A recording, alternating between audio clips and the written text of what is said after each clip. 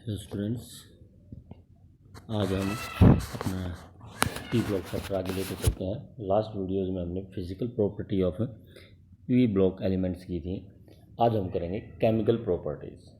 तो chemical properties में हमारी बेसिकली जो है वो है reaction with hydrogen, halogen, oxygen and oxy acids. तो सबसे पहले reaction with hydrogen, they produce hydrides of P block elements in nitrogen family. All the element of this group produce hydrides of MH3 type. जैसे nitrogen है, it produce NH3, ammonia, PH3 by phosphorus, phosphine. Arsenic produce ASH3, arsine, stibine, SbH3 and bismuthine, BiH3. So all produce MH3 type of hydrides. All the hydrides are formed by action of water or dilute acid on the binary metallic compounds such as nitride, phosphide, arsenides, antimonides and bismuthides. तो इस तरह से हमने 11th में भी की थी। Nitrides, phosphide all when dissolve in water produce hydrides. तो इन सब की जब हम वाटर में इसके साथ रिएक्शन करते हैं, जैसे कि कैल्शियम नाइट्राइड्स है, calcium nitride when dissolve in water produce calcium oxide and NH3. Calcium phosphide when dissolved in water produce calcium hydroxide and PH3. Metals will produce hydroxide and this phosphorus will produce phosphine. Phosphorus है तो phosphine, nitrogen है तो ammonia. Any element E means nitrogen, phosphorus, arsenic, antimony, bismuth, कोई भी produce EH3. तो ammonia is also prepared by Haber process N2+3H2 produce ammonia. ये हमारी detail में भी आगे आनी है। अमोनिया की जब हम डिटेल्स पढ़ेंगे तो इसकी जो मैन्युफैक्चरिंग है, इंडस्ट्रियल प्रिपरेशन, वो हैबर प्रोसेस के द्वारा ही होती है। तो दिस इज अबाउट हाइड्राइड। अभी हाइड्राइड कंप्लीट नहीं है, हाइड्राइड और उसको कैसे प्रिपेयर किया जाता है। तो all the element of this group produce EH3 type of या MH3 type of hydrides, and they are produced by dissolving their nitrides or phosphide in water. Metal binary compounds को जब वाटर में dissolve करते हैं या acid के साथ reaction करते हैं, then we get hydrides of 15th group element. अब हाइड्राइड्स की हमें प्रॉपर्टीज करनी है, काफ़ी इंपॉर्टेंट है। इस पर एक क्वेश्चन जरूर आता है स्ट्रक्चर से या उसकी थर्मल स्टेबिलिटी, रिड्यूसिंग नेचर, इस तरह से उन पर क्वेश्चन जरूर आता है। तो अब बात करते हैं हाइड्राइड्स की स्ट्रक्चर की। हाइड्राइड्स की स्ट्रक्चर आप हाइब्रिडाइजेशन जो हमने 11th में की थी उस मेथड से आप कर सकते हो। देखिए ज़रा कैसे स्ट्रक्चर निकालने के लिए अपने 11th में मैंने आपको हाइब्रिडाइजेशन निकालने के लिए बताया था कि कोई भी अमोनिया ही ले लिया आप, NH3, valence electron nitrogen 5, hydrogen 1 into 3, total 8। आपको बताया था कि if it is less than 8 और 8 देन डिवाइड 8 बाई 2। ये टोटल वैलेंस इलेक्ट्रॉन आर 8 और less than divide it by 2, and if it is more than 8 divide by 8।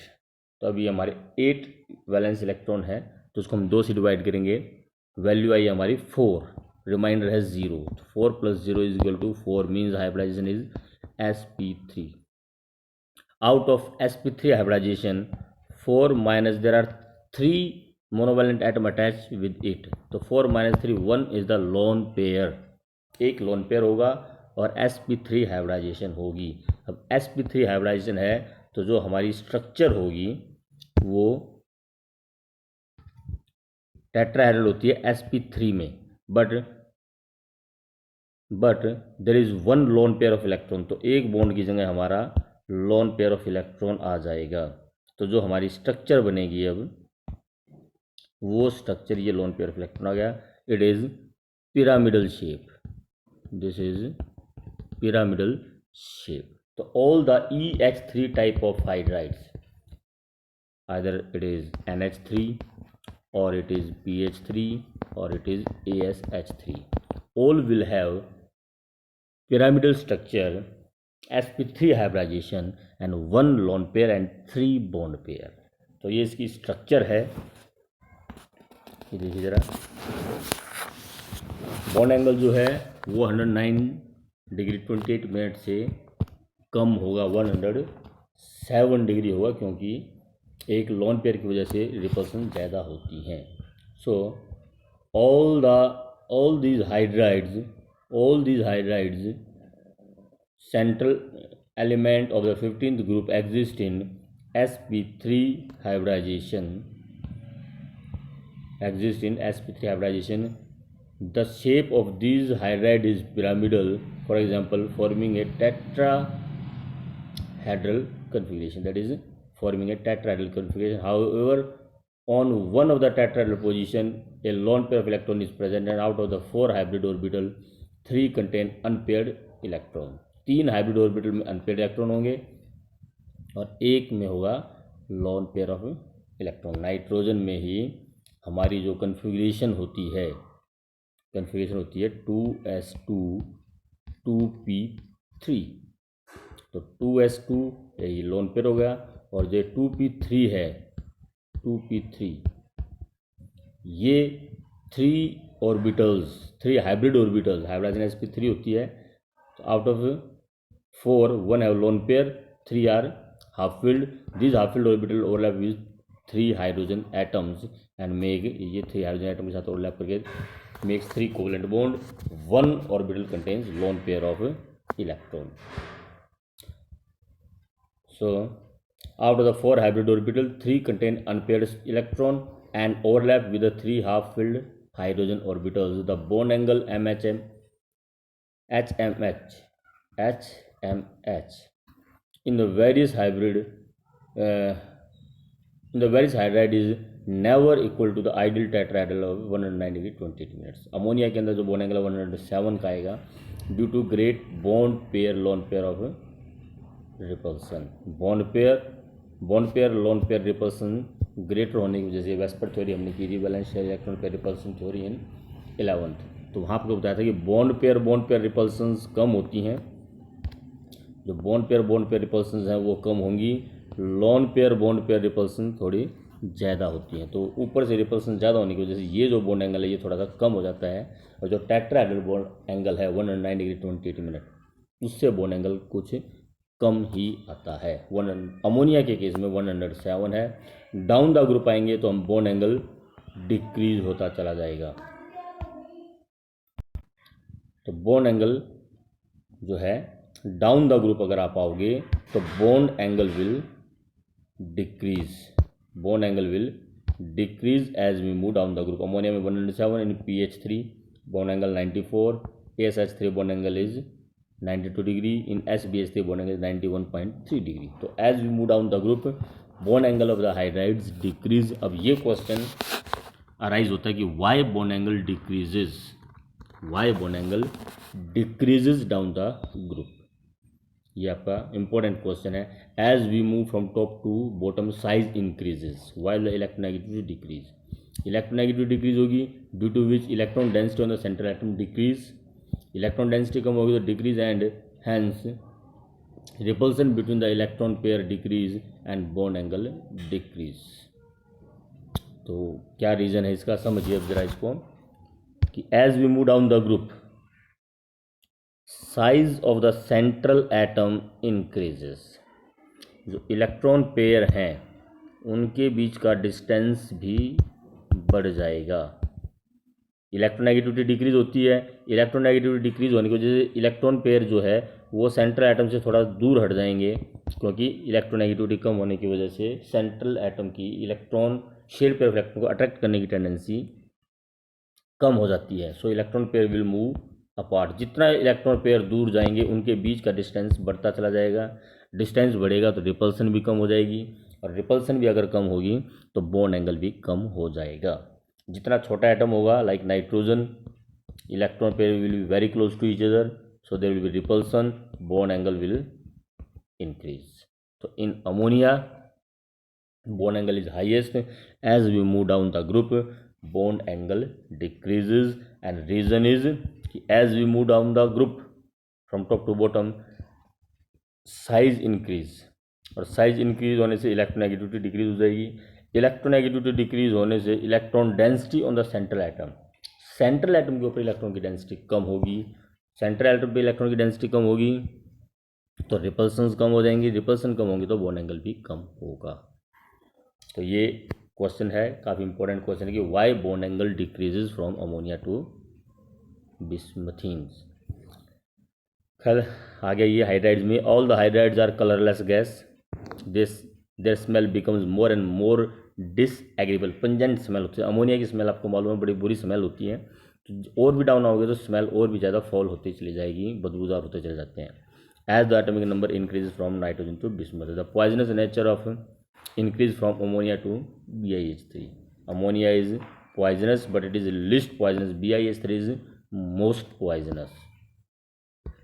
Thermal stability, as we move down the group, bond size, bond length increases, so bond become weak। bond weak होगा तो stability भी कम होती चली जाएगी। bond जो हमारा nitrogen hydrogen bond length है, this will be phosphorus hydrogen bond length, तो bond length will increase. Bond length increase होगी तो बॉन्ड वीक होगा, बॉन्ड वीक होगा तो स्टेबिलिटी कम होगी। तो as we move down the group, size of the central atom increase, size increase so bond length increase and bond becomes weak. With the increase of size of the central atom, EH bond length increases and bond strength decrease from NH3 to BiH3. Therefore, the stability decrease gradually from ammonia to BiH3. The decomposition temperature decreases from ammonia to BiH3. Bond की stability कम होती है तो decomposition temperature, the temperature at which bond dissociate, वो decrease होगा। BiH3 lower temperature पर decompose हो जाएगी क्योंकि वो स्टेबिलिटी कम है। Ammonia will decompose at higher temperature, तो डिकम्पोजिशन टेम्परेचर भी डिक्रीज होगा डाउन द ग्रुप। तो थर्मल स्टेबिलिटी, इसके बाद जो नेक्स्ट प्रॉपर्टी हमारी वो रिड्यूसिंग नेचर, और रिड्यूसिंग नेचर और थर्मल स्टेबिलिटी हमेशा रिवर्स होते हैं, इनवर्स हैं एक दूसरे के। थर्मल स्टेबिलिटी ज़्यादा होगी तो रिड्यूसिंग नेचर कम होगा, रीज़न वही है। अब थर्मल स्टेबिलिटी का मतलब क्या है कि when it dissociate to produce hydrogen, जो हाइड्रोजन गेन करेगा वो रिड्यूस हो जाएगा। Loss of hydrogen is oxidising, oxidation, loss of hydrogen. Thermal stability means इसका decomposition, and decomposition means loss of hydrogen which is oxidation, और जो substance oxidise होता है वो उसका वो रिड्यूसिंग एजेंट होता है। तो जो जल्दी हाइड्रोजन रिलीज करेगा वो स्ट्रॉन्ग रिड्यूसिंग एजेंट होगा, उसका रिड्यूसिंग नेचर ज़्यादा होगा। और जल्दी हाइड्रोजन कौन रिलीज करेगा? जिसका बॉन्ड वीक होगा। BiH3 का बॉन्ड वीक होता है तो वो हाइड्राइड्स को एज अर्ली एज पॉसिबल या एट लोअर टेम्परेचर रिलीज करके रिड्यूसिंग नेचर को स्ट्रॉन्ग शो करता है। तो थर्मल स्टेबिलिटी कम होगी तो हाइड्रोजन का रिलीज जल्दी होगा, और हाइड्रोजन रिलीज जल्दी होगा तो उसका रिड्यूसिंग नेचर ज़्यादा होगा। तो थर्मल स्टेबिलिटी कम तो रिड्यूसिंग नेचर ज़्यादा, और थर्मल स्टेबिलिटी ज़्यादा तो रिड्यूसिंग नेचर कम। तो इस केस में हमारा जो रिड्यूसिंग नेचर आएगा वो आएगा, अमोनिया की थर्मल स्टेबिलिटी सबसे ज़्यादा है तो रिड्यूसिंग नेचर सबसे कम आएगा। उसके बाद PH3, then ASH3 and so on, then SbH3 and BiH3. So increase reducing nature increase from ammonia to BiH3. Reducing nature depends on the stability of hydride. Greater the stability, less will be reducing power. Due to decrease of stability from top to bottom, with increase in size of the reducing power increases. This shows that bond strength MH decreases as the electronegativity of metal decrease. Ammonia is a weak reducing agent while ASH3, SbH3 and BiH3 are powerful reducing agent. इसी के साथ साथ इसमें आपकी solubility आ जाती है। Ammonia is highly soluble, down the group आओगे आप तो जो सोल्यूबिलिटी है वो इंक्रीज होती है, but ammonia is highly soluble due to hydrogen bonding. Ammonia is highly soluble in water but other hydrides are less soluble. Ammonia is highly soluble in water due to the formation of hydrogen bond with water molecule. Ammonia जो है आपके hydrogen bond बनाता है water के साथ, obviously जैसे आपका NH3 है, NH3 में नाइट्रोजन जो है it will make hydrogen bond with water and so it is soluble in water. तो ammonia is highly soluble due to hydrogen bond, others are very less soluble. Basic nature होता है इसमें आपका due to loss of या donation of electron pair. All the hydrides of this group have a lone pair of electron. Structure में भी हमने किया कि इनके पास एक लोन पेयर ऑफ इलेक्ट्रॉन होता है. They will have a tendency to donate lone pair of electron, so they have basic nature, Lewis base जिसको हम बोलते हैं. नाउ डाउन द ग्रुप अगर हम आते हैं तो डाउन द ग्रुप आते हैं तो बेसिक नेचर डिक्रीज होता है. Ammonia is strongest base. Reason क्या है कि ammonia, nitrogen have lone pair of electron, phosphorus have also lone pair of electron, arsenic also have lone pair of electron. अगर electron density देखी जाए, small size and one loan pair of electron. Size increase but electron pair is again one. Size increase further but electron pair is again one. So electron density यहाँ nitrogen में सबसे ज़्यादा है, तो इसकी electron pair को donate करने की टेंडेंसी भी सबसे ज़्यादा होती है. इलेक्ट्रॉन पेयर को डोनेट करने की टेंडेंसी भी इसकी सबसे ज़्यादा होगी. ये मान लीजिए कि एक फैमिली है, अगर कोई फैमिली है जिसमें 4 मेंबर हैं और उसकी जो इनकम है 50,000 रुपये है, और ऐसी एक फैमिली और है जिसमें 10 मेंबर है और उसकी भी इनकम 50,000 रुपये है, तो डोनेट करने की टेंडेंसी किसकी रहेगी? स्मॉल फैमिली जो है उसकी पर पर्सन जो इनकम है, इनकम डेंसिटी जिसको आप कह सकते हो, वो ज़्यादा है. तो वही काम यहाँ पर है. साइज छोटा लेकिन इलेक्ट्रॉन पेयर इस पर भी लो एक है, और इसका साइज बड़ा है लेकिन इलेक्ट्रॉन पेयर इस पर भी एक है.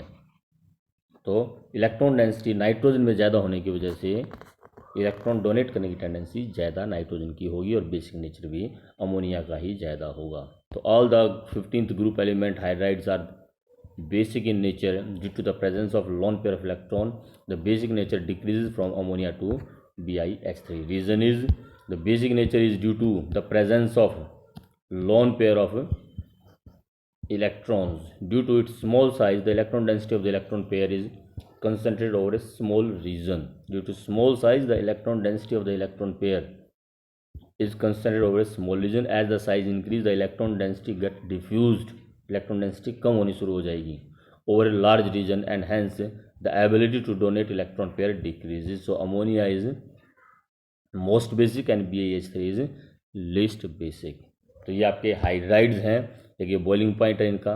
Boiling point down the group size increase होने की वजह से one Waals force of attraction increase होती है. One Waals force of attraction increase होगी तो बॉइलिंग पॉइंट इंक्रीज होगा डाउन द ग्रुप. लेकिन अमोनिया का बॉइलिंग पॉइंट काफ़ी ज़्यादा होता है. उसका कारण है इसकी hydrogen bonding. With the increase of size van Waals force of attraction increase and hence boiling point also increase PH3 to BiH3. But ammonia has exceptionally high boiling point due to hydrogen bonding. तो ये हमारे hydrides हुए. तो इसमें ये कुछ properties काफ़ी important है, जैसे बॉइलिंग पॉइंट का ऑर्डर पूछ लिया जाए, thermal stability, reducing nature, angle, why bond angle decrease down the group. तो हाइड्राइड्स में ये क्वेश्चन आपके हर ग्रुप में आएंगे, इस तरह के क्वेश्चन और इस तरह की प्रॉपर्टीज़ आएंगी. यही ट्रेंड्स होंगे बड़े इंपॉर्टेंट, और मोस्टली हाइड्राइड से एक क्वेश्चन आता है. तो इनको अच्छी तरह से करना है. अब इसके बाद नेक्स्ट हम लेते हैं इसमें halides. The main halides formed by the element of this groups are listed hair.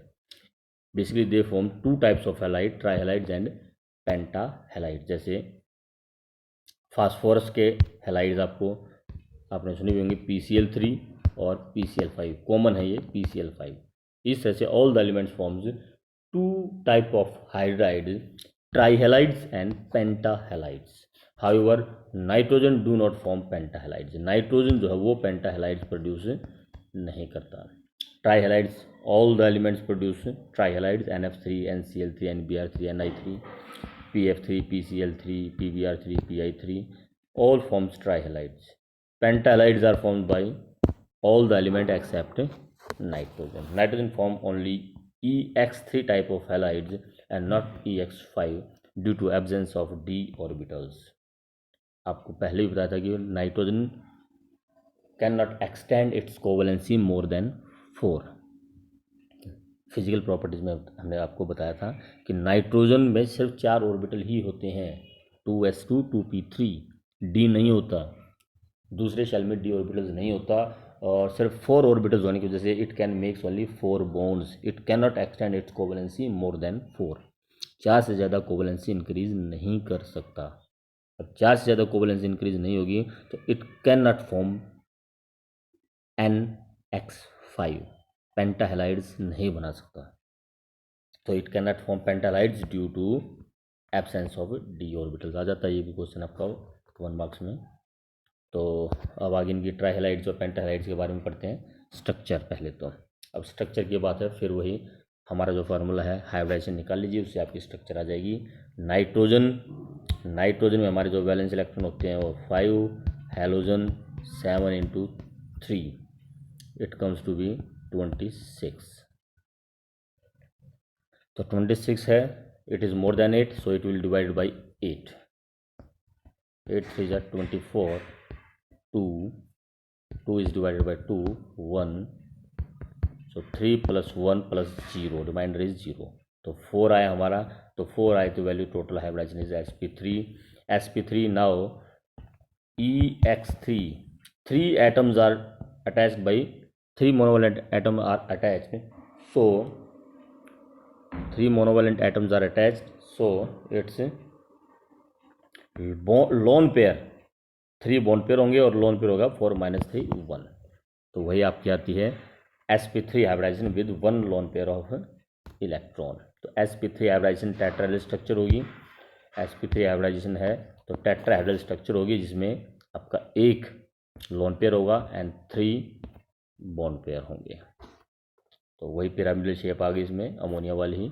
तो in all EX3 compound 15th group element, central atom is sp3 hybridized, and out of the 4 hybrid orbitals, 1 contain lone pair of electron and 3 hybrid orbital contains unpaired electron, that is are half filled, which overlap with the NPZ half filled orbitals of the halogen atom and form covalent bond. Due to the presence of lone pair of electron, EX3 molecule is pyramidal shape। तो ये भी आपकी pyramidal आएगी। Why NX3 are least stable? NX3 are least stable because NX bond is weak due to large difference in the size of nitrogen and halogen atoms. NF3 is stable, NF3 में fluorine भी छोटे size का है, nitrogen भी छोटे size का है, तो साइज़ कंपेटिबल है, तो ये थोड़ा स्टेबल है।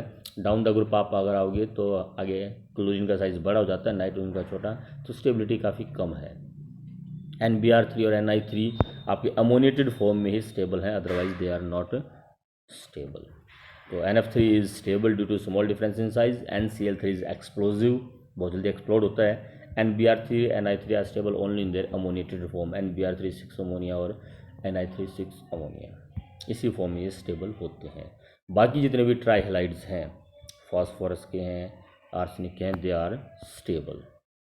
अगर ट्राइहेलाइड्स की हाइड्रोलिसिस की जाती है, means reaction with water, hydrolysis can be easily, trihalides can be easily hydrolysed, but products are different in different cases.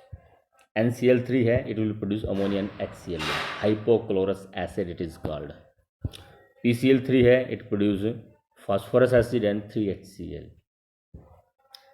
ASCl3 है, it will produce AS2O3 and 6HCl, whereas SbCl3 plus water produce SbO positive Cl negative, salt बना लेगा ये, plus 2HCl, and BiCl3 also produce salt BiO positive and Cl negative.